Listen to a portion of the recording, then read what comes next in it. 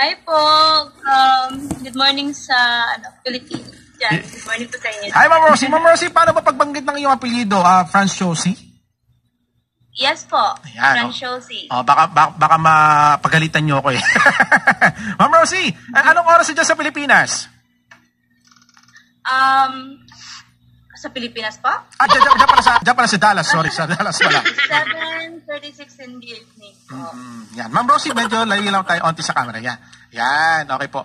Yan. Ma'am Rosie, bali ilang taon na po kayo dyan sa Dallas? Actually, first year ko pa po dito. Kaka 1 year ko lang last month. So, yeah. Pero ano po ba yan? For stay good na ba? Diyan sa Dallas? Oo, dito actually. Okay. Well, Ma'am Rosie, ito dahil nga di namin nasaksihan dito sa Pilipinas, which is nakakalungkot, pero kayo po nakasaksi po diyan po mismo sa Dallas. Ano ma'am yung pakiramdam ninyo ano po yung pakiramdam ninyo ma'am na yung nasaksihan niyo itong total solar eclipse? Sobrang na-amaze ko. As in, kasi first time kong na-experience ito. Witness po ako kung gaano ka, from 4 minutes lang po siya, actually. So, from 1 p.m., parang ano pa yung araw, tas dumilim, ganun. Tsaka, nag-celebrate din yung mga tao dito, yung neighbor namin, nag-set up ng tables and chairs sa labas, ganun. Parang nakaka-amaze kasi, especially after 20 years pa, babalik yung solar eclipse. So, di natin alam ano mangyayari, di ba? At, I'm so happy kasi na-experience ko at younger age. So, Oo nga, no, Ma'am Rosie. Ma'am Rosie, if you don't mind, ilang taon na po ba kayo? 27. 27? Yeah. Looking young. Ako parang parang nasa pala ako. Wala pa naman nasa 30 pero parang nasa 40s na ako. Ma'am Rosie, ayun nga, ano ba ang paniniwala ng mga starkadas natin diyan kung bakit sila nagdiwang dun sa total solar eclipse? As far as I know, iba po dito sa US compared dyan sa Pinas kasi dito sineselebrate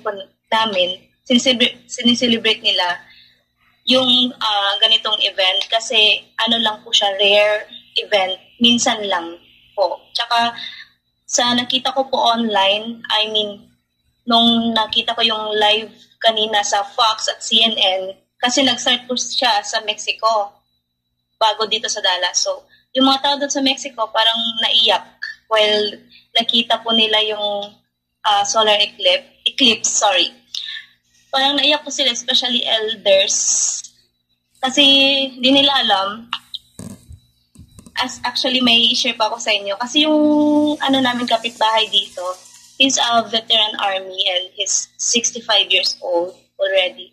So parang sinabi niya din sa akin na while I'm taking pictures and videos sa solar eclipse, sabi niya sa akin, mabuti yan, gawin mo yan kasi minsan lang yan. Tsaka ako, hindi ko na alam kung after 20 years makikita pa ako ulit ito. Diba? Kasi he's 65 years old and he has parang emotional siya kanina. So, ganyan. Iba po yung, kaya may rason po ba't nagse-celebrate yung mga tao dito. Iba kasi dyan, sir, no? Iba kasi dyan sa Pinas. Parang may mga pamahiin. Oo. Sabi nga dito sa Pilipinas, ang daming haka-haka eh. Kapag nakita daw yung total solar eclipse, 3 araw daw na magiging darkness o magiging madilim daw ang kapaligiran sa buong mundo. Diba dito sa Pilipinas? At may sinasabi nga daw na wag daw lalabas kapag total solar eclipse. O baka kunin ka daw ng buwan. pero diyan sa Amerika, lalo na diyan sa Dallas, iba pala yung paniniwala. Talagang nagse-celebrate sila dahil lang to, kumbaga once in a lifetime lang kumbaga na makita. Once in a lifetime lang. Tsaka yung pinaka-importante na yung lang nila dito, parang kailangan lang talaga gumamit ng solar eclipse glasses. Yun lang. Wala nang maraming OA. Yun lang po. Okay. At yun nga yung sana ko itatanong ko sa iyo, Ma'am Rosie. Yung solar eclipse glasses, ito yung salamin. Tapos ano yung nasa gitna niya nung glasses? Di ako masyadong expert dyan. Pero, kasi first time, pero nakaka-amaze kasi pag wala yun, I mean, pag meron yun, nakita nyo po talaga, makikita mo yung as in malapitan po. Oo, ay hindi naman. Parang lang siya, protection lang talaga sa mata, lang. Makikita mo ng klaro yung solar eclipse. Kumbaga yun yung talaga parang pag sinuot mo yon na-highlight talaga at na tawag dito parang na-miss ka talaga.